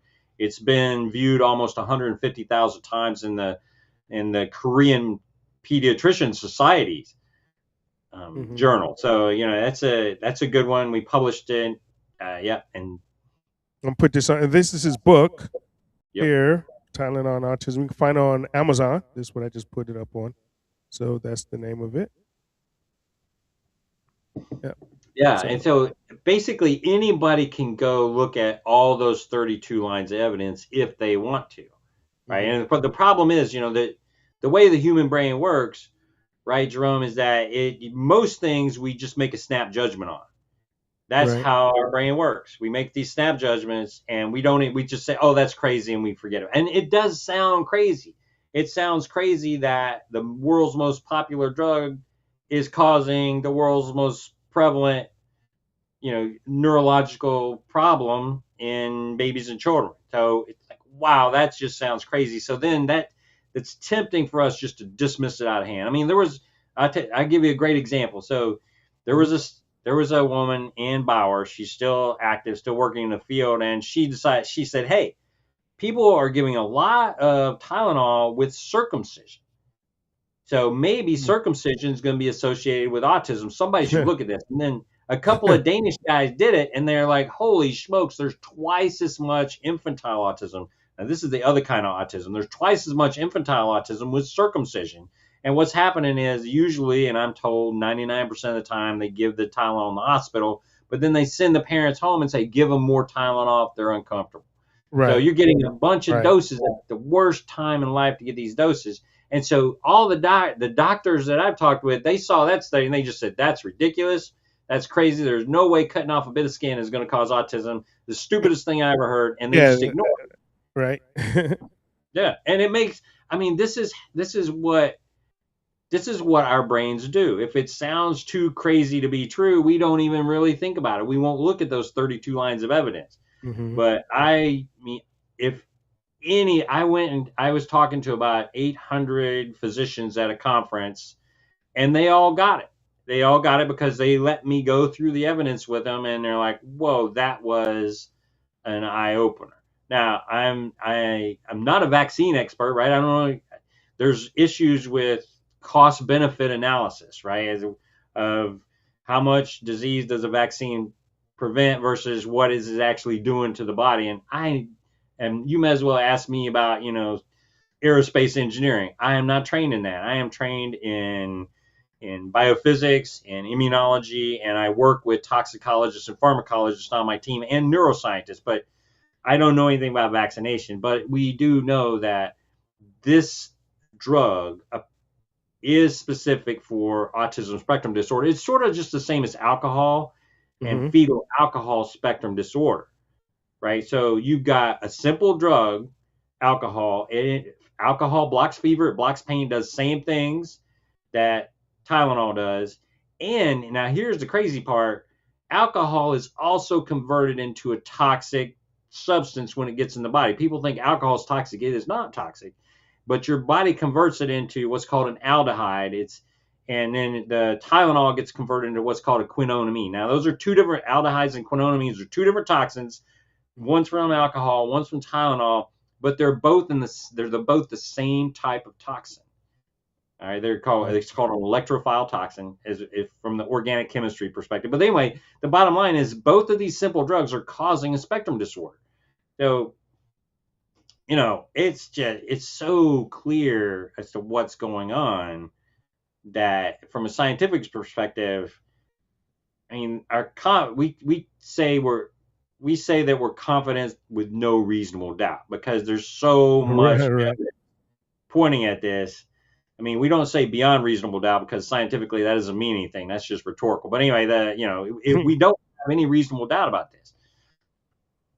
All right, so for let's say expecting mothers listening tonight, and I get it, and most of my audience will get it, but I'm going to ask the question anyway. Someone may relate. What's your actual practical advice for them? Okay, so yeah, Jerome. That's a great question. Thank you. So number one is that they need to know before they even get pregnant. They need to know if I'm using a lot of Tylenol, I'm using it multiple times a week to control pain. That is a risk factor for autism. During pregnancy, they need to know that. But the main thing, the low-hanging fruit, is you don't need it during labor and delivery. This is, right. I mean, and that's when the big risk comes. You don't need it, and if you want to get your kid circumcised, they're just going to have to tough it out. And Tylenol doesn't work well for the pain of circumcision anyway. I mean, who's in the kitchen and cuts their finger with a knife and says, "Oh my gosh, I got to have a Tylenol"? No, you get a topical anesthetic and you put a Band-Aid on it. So. Right. That, and so make a birth plan. That's the key. Number one, make a birth plan. And then number two, look at the 32 lines of evidence. I mean, I worked with an award-winning poet. He's one of my former students. He's a professor now that teaches persuasive writing down at University of Tampa. And we published one of our papers on, and you can find all this in the book, or if you can. If people email me, I can send them links, or if you just search my name, right? I mean, I was extremely renowned at Duke for all the work I did with the appendix and for another project I did with beneficial intestinal worms, believe it or not. But anyway, the bottom line is, did a lot of work. You can find me on the web, and you can find my research on the web, or you can get the book and find it there. But yeah, I would Hey, say so go ahead and leave educate. here and drop your email. Go ahead and drop your email on. Okay. Yeah. So yeah, just educate, just until the and so here's the thing, Jerome. I think people like you are a better audience than a mom who's going to, I mean, look, these young people, they just got married, they're busy Mhm. making out and being in love. I mean, they're not going to be looking at the literature saying what causes autism, where the grandparents to be, the aunts and uncles, they're saying, wow, how come all these people around me have autism now? And they're the ones that are actually really paying attention, and Right. they can help their children, their nieces, their nephews to know what's going on so that they don't have to deal with the autism spectrum disorder. I mean, some of those cases, at least a third of those cases, are really severe, and it's extremely sad when that happens. Right. Right. So go ahead and give out your email to the audience. Okay, okay, yeah, it's just William.Parker, which is my name, and then the little at symbol, and then williamparkerlab.org. That's it. Okay, there you go. And the book is Tylenol and Autism. You can get it on Amazon. Anywhere else you can get that besides Amazon? Oh yeah, you can get it at Barnes and Noble, all the Okay. usual. All the usual places. The distributor, the publisher, Skyhorse, they like it if you buy it from their website.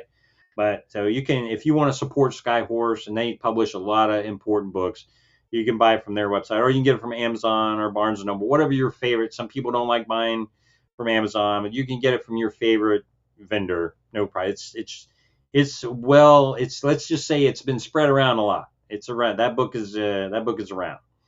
Yeah, I got you. Okay, so before I let you go, I'm going to ask you this one last question. And so the HSS Secretary, RFK Jr., of course, he's publicly said the evidence is not sufficient to say Tylenol definitively causes autism.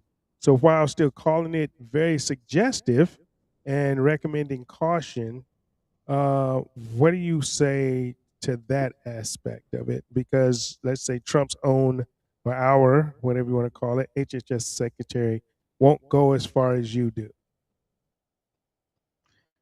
Well, so if you're talking about, when President Trump made that announcement, the main effect was that there were less prescriptions. From what we could tell, temporarily, there were less prescriptions for pregnant women in Okay. the emergency department, right? And you look at that, and well, those prescriptions in the emergency department, those are for fevers typically.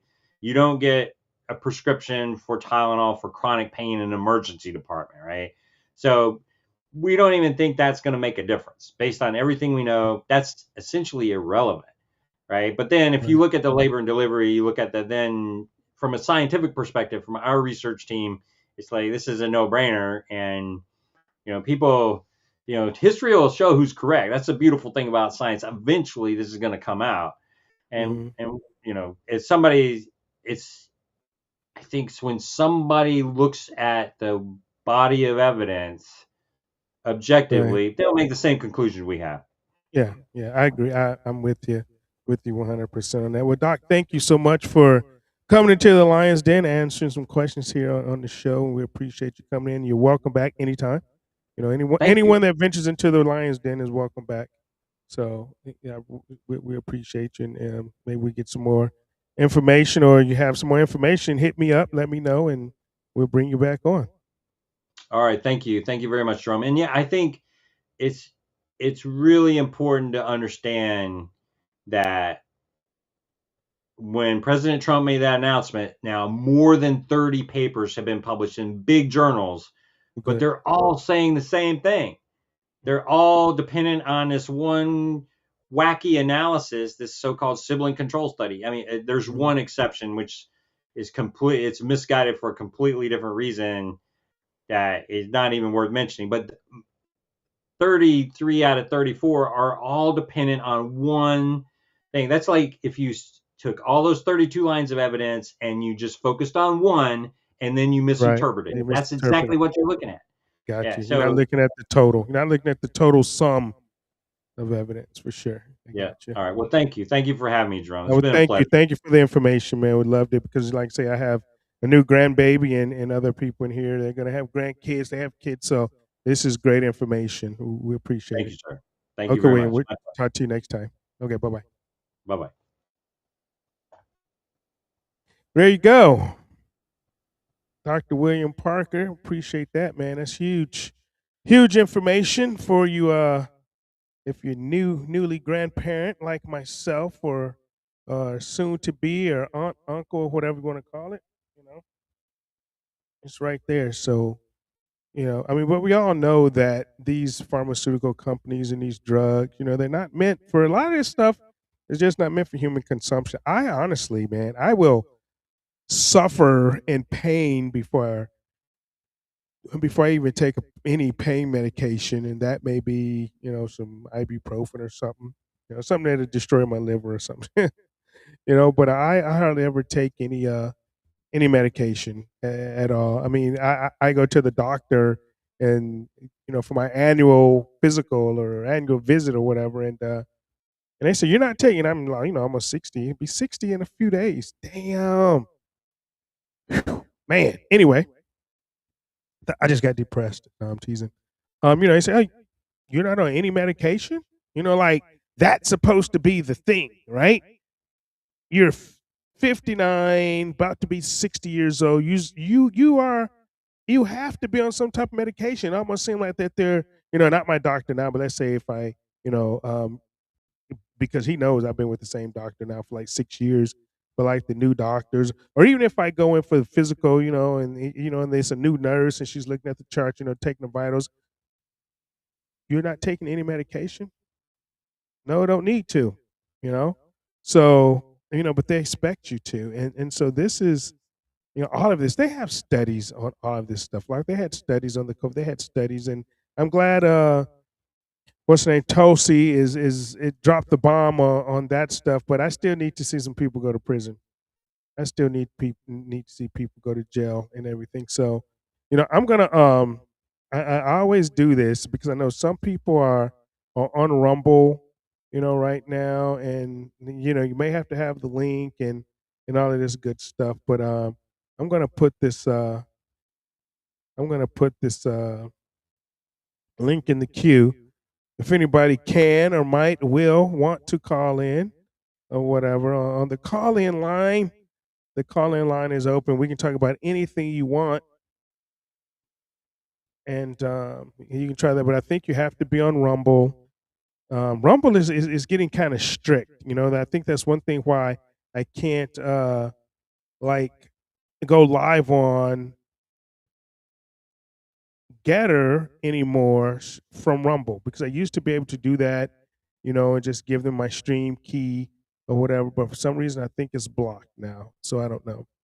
Because we were also doing it on Pickaxe. Okay, I was live streamed on Pickaxe through Rumble, and so that stopped as well. So we think is Rumble. Rumble is holding on to their people, I guess. I don't know if you want to call it, but we appreciate you. Like I say, we're here live and we're on the FFN network. I want to make sure I say that Freedom First Network. We're definitely live over there. We get a lot of views on there after the show.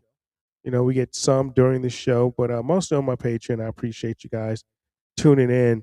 So, but what do you think? I see some, the comments in the chat and stuff. Jackie, I'm glad you're here. I didn't see you. Well, I saw you pop in, but I think I had the doc in. And then, who is this? Aegis 23.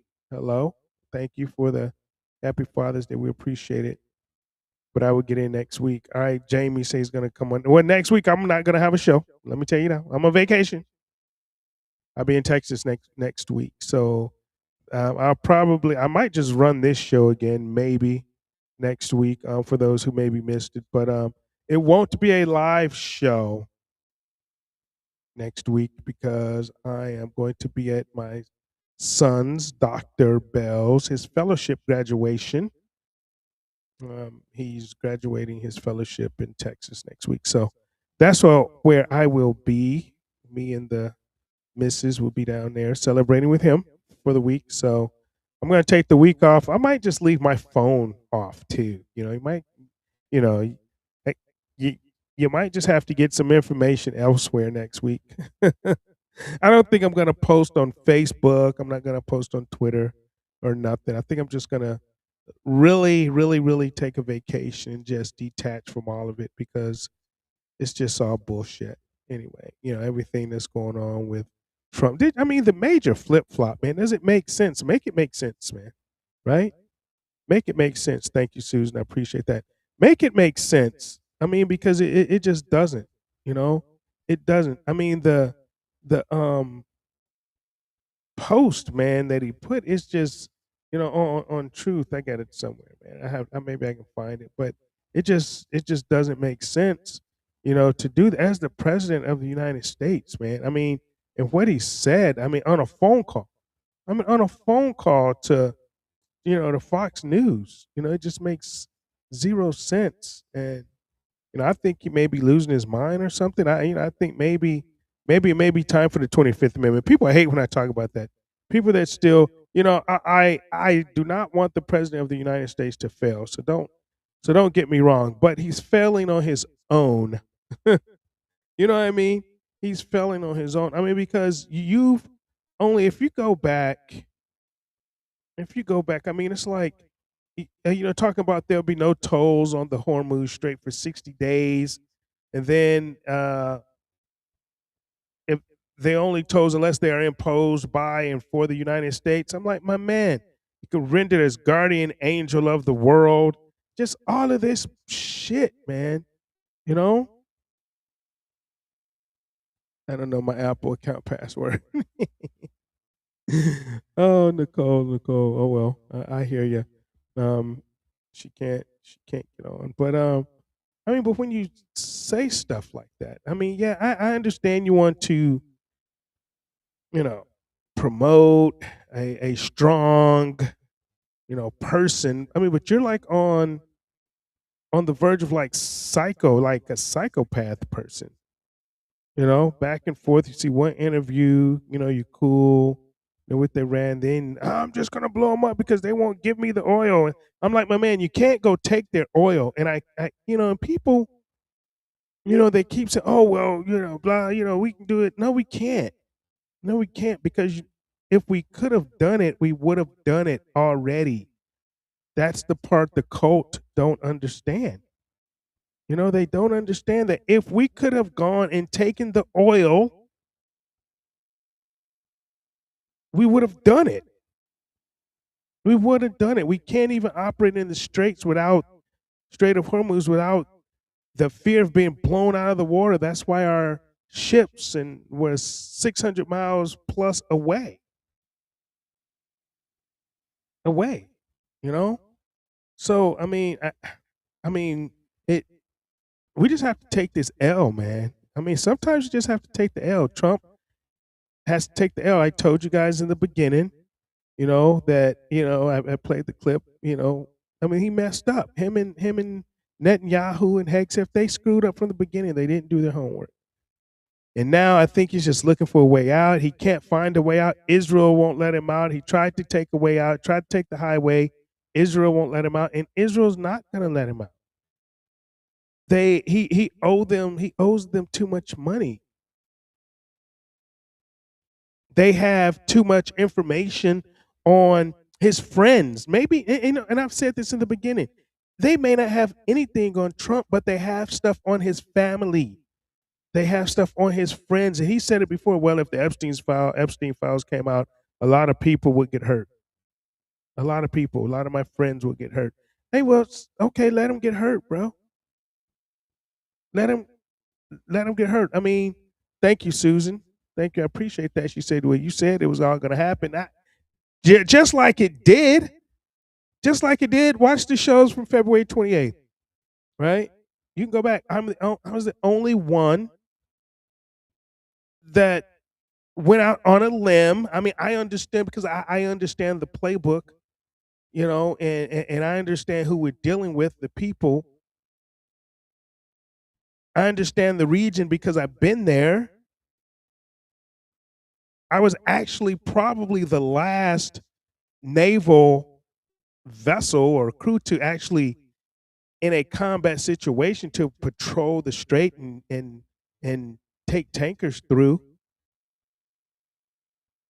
And knew that what they were saying was bullshit because of Iran is so much stronger. So the warfare is different. The warfare is different, and the people in the cult. Oh yeah, we can do it. No, we can't. Stop being gaslit. That's all. That's you can still support President Trump all you want. That's fine. I don't have a problem with that. I choose not to.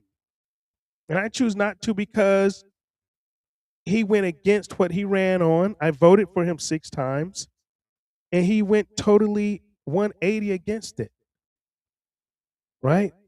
No one's been arrested from the Epstein files. Now and I'm very, very passionate about that there were grown men and probably women, but grown men who was sexually abusing and raping children and babies.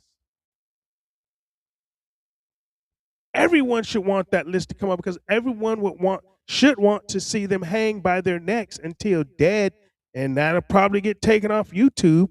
But everyone should want to see that. Everyone maybe not want to see it, maybe want that to happen because of what they did to these children. And they did it. You had the FBI director. You had, saying that it was the most, the worst stuff that they've ever seen. It was tragic. You had Bondi saying it when she was, the attorney general. You've had congressmen. This is the part I don't get.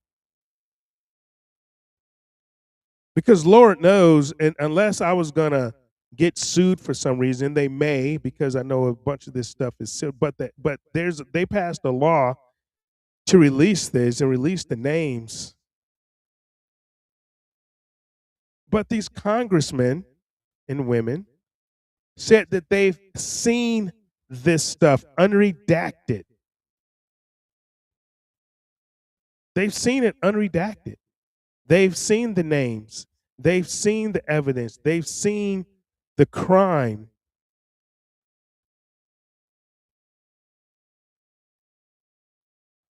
And yet they just still complain that they haven't been released. I would have to probably beef up my security, but I think I would resign from Congress and drop every single name that I saw. I would drop it all.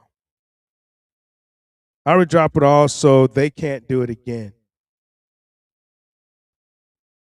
Some of you people talk about when they release the names, they're not going to be able to walk down the street. I remember some people sending me that. They're not going to be able to walk down the street when they're known. Fauci's still walking down the street. Shit. They're not going to be able to walk down the street.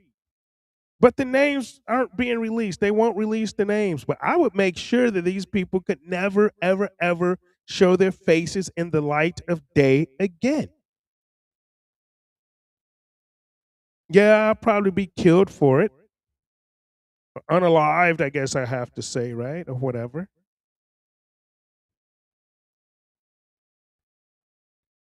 But either you love the country and you love the children and you want to protect them, or you don't. And you don't. And so for the congressmen that have seen these lists, unless they signed some type of, I mean, even if they signed an NDA, you have to break it, you have to go to jail for a little bit, whatever. Put me up and I'll release the list and then put me on trial in front of my peers. And I'll ask them, if you find me guilty, I guess you agree with the elite that they should be raping and eating and molesting and sexually abusing young kids and babies. I don't think I would be convicted. I think that's the right thing to do. Totally think that's the right thing to do. But there still have been no arrests of any form, of any type, of any elite, of any person that did the Russia, okay, for Trump. Okay, none of them have been arrested. COVID, Fauci still walking around, Bill Gates. So when are we going to have some real accountability?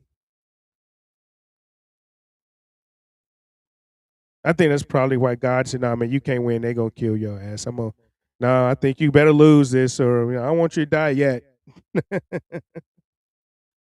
I know I joke. I joke.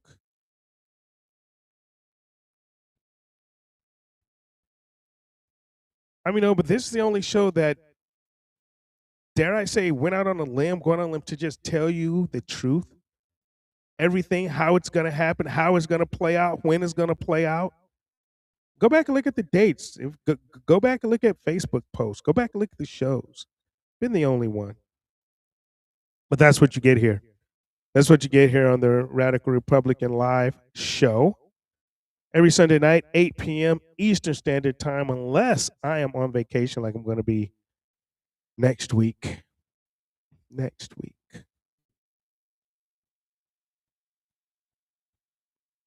I mean, so when you look at the 14 points, because I guess these were the things, the 14 points, people are all up in arms about this. So this is supposed to be the MOU that was signed Wednesday, June 17th by President Trump in Versailles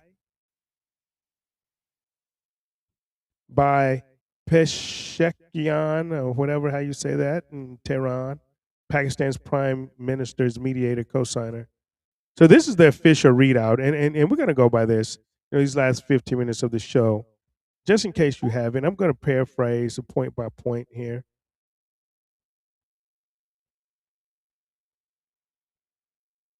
Because I think it's important for you to know.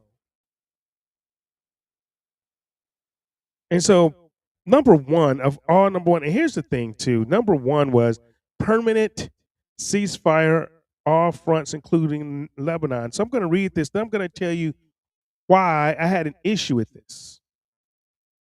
Why I had an issue with this from the Iranian standpoint. Should I put this up on the screen? Nah, I'm just going to read it. You guys just have to work with me. Okay, so permanent ceasefire all fronts, including Lebanon, both sides, and I want to focus on that both.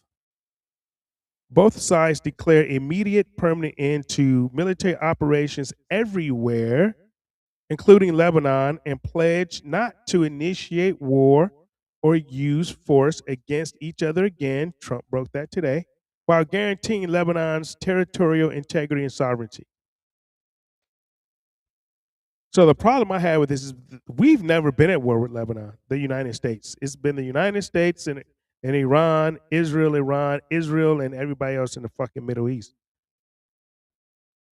When he says both sides, there's only two sides signed this MOU because Israel is not included in this MOU.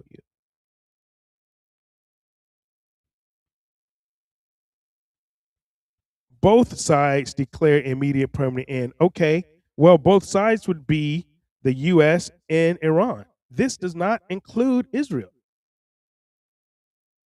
But from what I understand is that the talks was that the U.S. was including Israel, that we were going to pull Israel's leash and put the dog back on the chain. But it doesn't say that here. It doesn't say that. And Israel came out and said in their own language and worse that, oh, well, we're not even including in that, so we're going to keep going because it doesn't mention us. We're not in there. And we weren't even part of the cease deal. And they're right. And they're right. So if I'm Iran, instead of saying, okay, make sure you include Israel, I would have demanded that Israel is put in this by name. And I believe the United States left them out on purpose. To be honest, I think they left them out on purpose. So they were not included. So BB 2.0 could continue the genocide that he's going on and doing over in Lebanon, the way he went through Gaza in the West Bank. And then pledge not to initiate war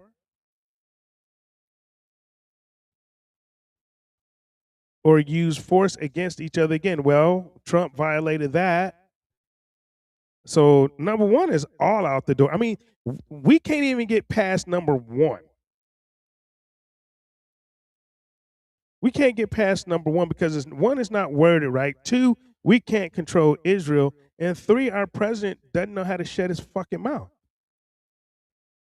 While negotiations are going on and his vice president is at the table.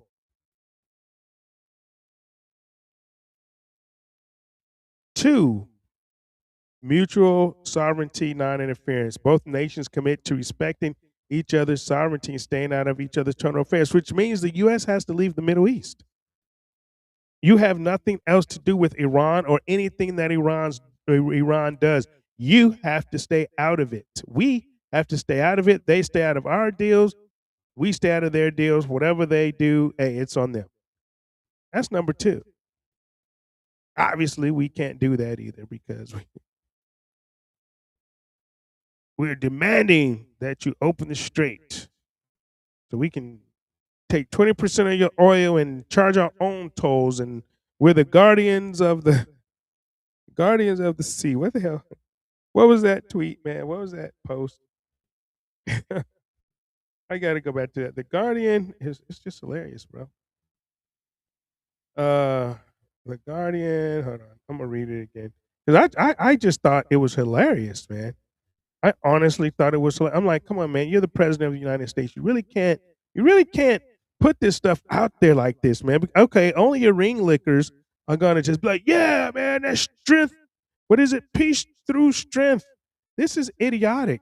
There will be over a place we can't control anyway. It's obvious we don't control it, right? And there will be no tolls in the Hormuz Strait for 60 days during the ceasefire period, and there will be no tolls after the 60-day period has expired unless they're imposed by and for the United States of America. Should the deal not be completed for services rendered as the guardian angel for the countries of the Middle East for purposes of both past, present, and future reimbursement costs. Thank you for your attention to this matter, President Donald. Who the fuck cares about that? If you're Iran, but like, you laugh at some shit like that, bro. That people get mad at me. That's the president. You should. That was stupid. That was stupid. Let's just be honest. You can't, bro. You're not that. Stop.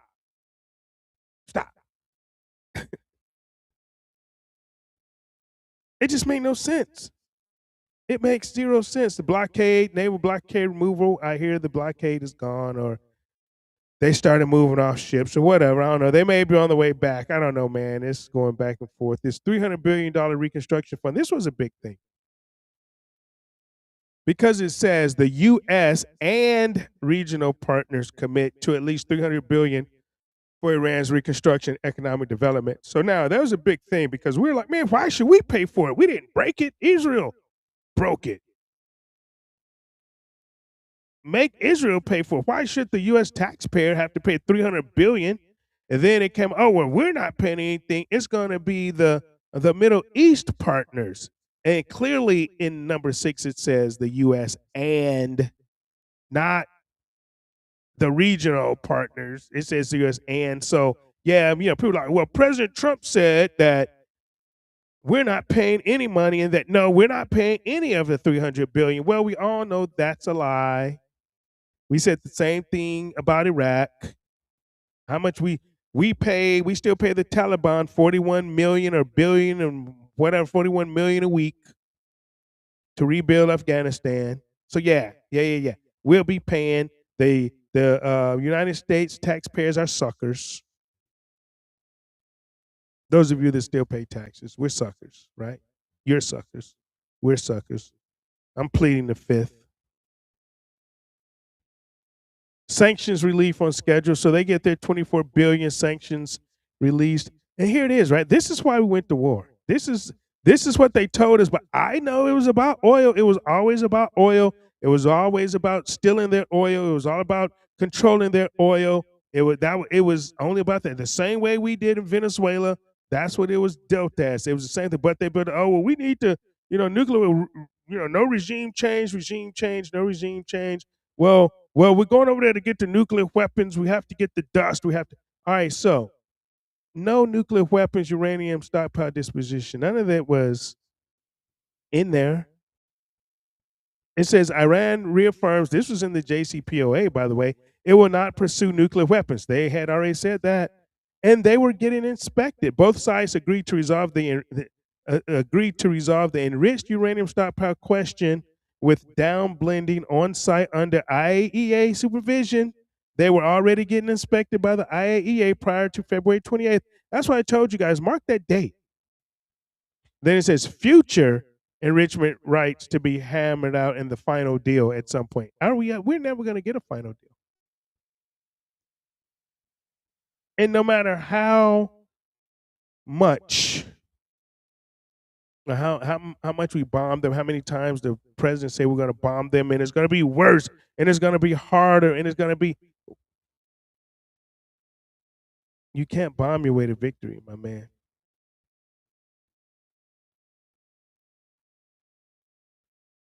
They literally control the shipping lanes in the Persian Gulf and the Red Sea when they activate the Houthis. That's why the Bush had to go 6,000 miles around the Horn of Africa to get on station around the Persian Gulf, near the Persian Gulf, because they damn sure weren't in it like we were in 88, 87, 88.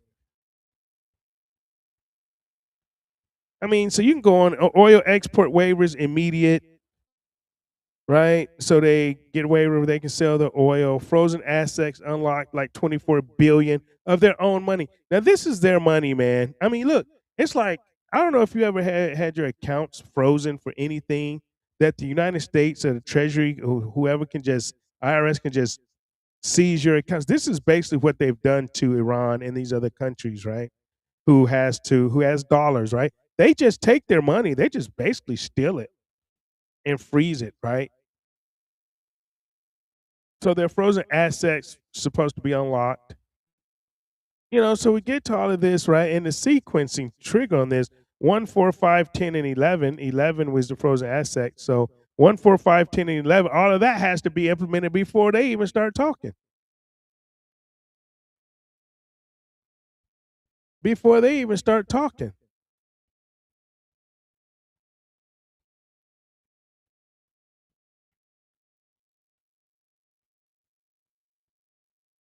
So I don't know where we are. I do know where we are. Where we are is the Strait of Hormuz is closed and it's controlled by Iran. That's where I know. That's where we've been. That's where I've been saying where we would be all at the end of this. This was all about nothing. And here we are.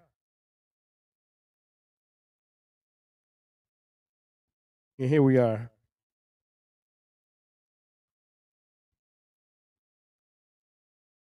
Hey, I'm sorry, age is 23. Yeah, man, get up. Hey, I'm gonna tell you, right? Hey, talk. Tell you what. Here's my email. You say you feel yourself getting addicted to the pain relievers. I have something better for you. I have a great hemp doctor that'll get you off the pain relievers and pain stuff, right?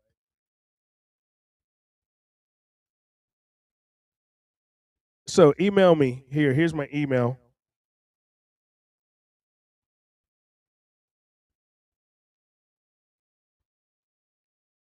All right, so I put my email in the chat for you.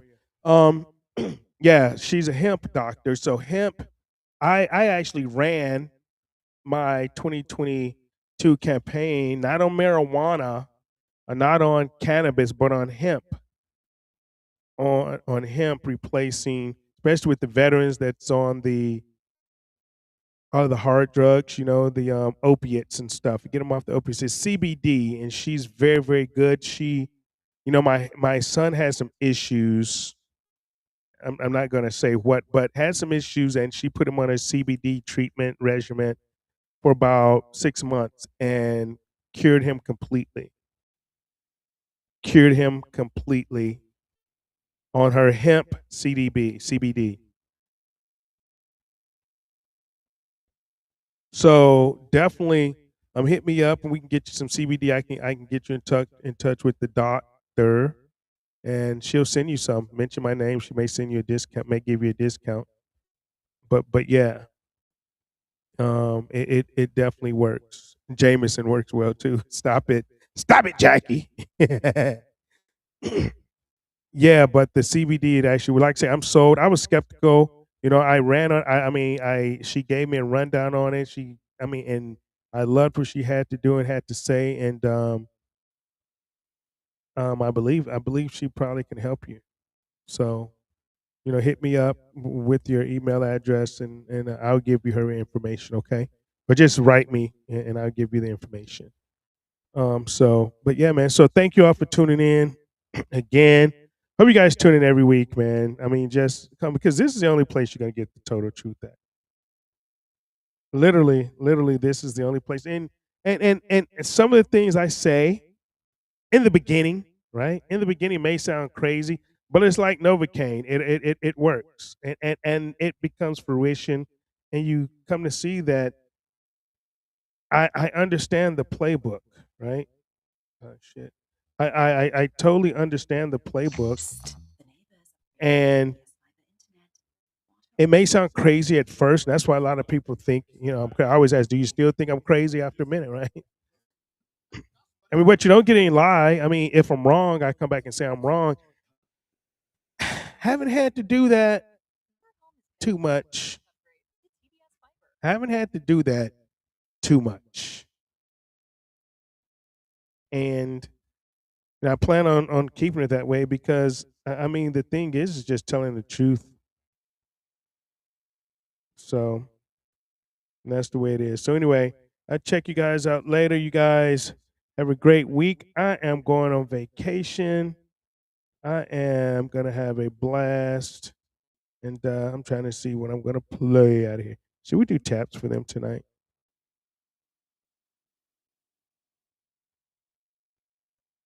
Actually, you know what? I want to do this, man. This is a cool song. All right, you guys out. I love you guys. Talk to you soon. You guys take care. All right. Peace. You guys have a great week.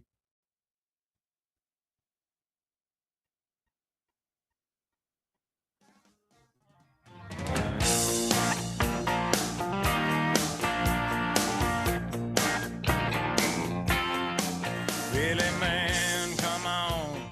6 o'clock news says somebody been shot.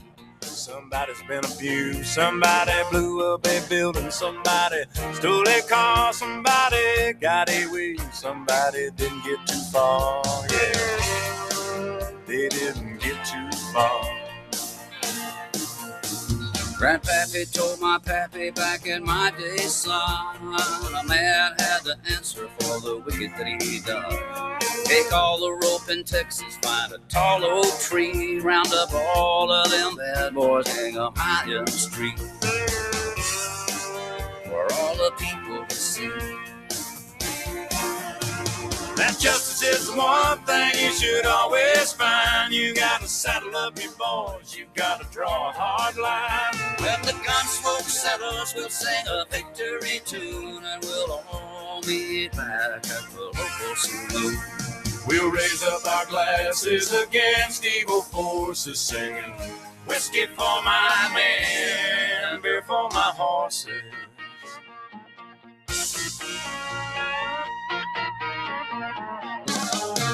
We got too many gangsters doing dirty deeds. Too much corruption and crime in the streets. It's time the long arm of the law put a few more in the ground. Send them all to their maker and he'll settle them down. You can bet he'll settle down.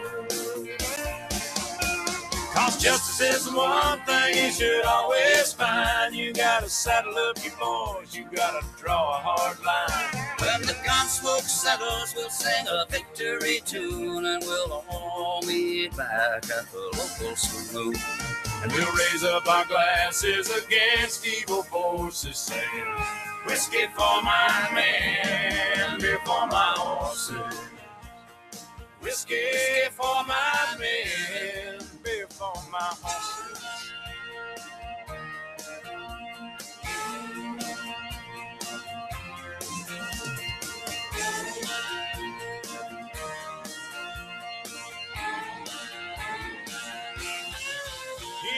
Justice is the one thing you should always find. You gotta saddle up your boys, you gotta draw a hard line. When the gun smoke settles, we'll sing a victory tune, and we'll all meet back at the local saloon. And we'll raise up our glasses against evil forces, singing whiskey for my men, beer for my horses.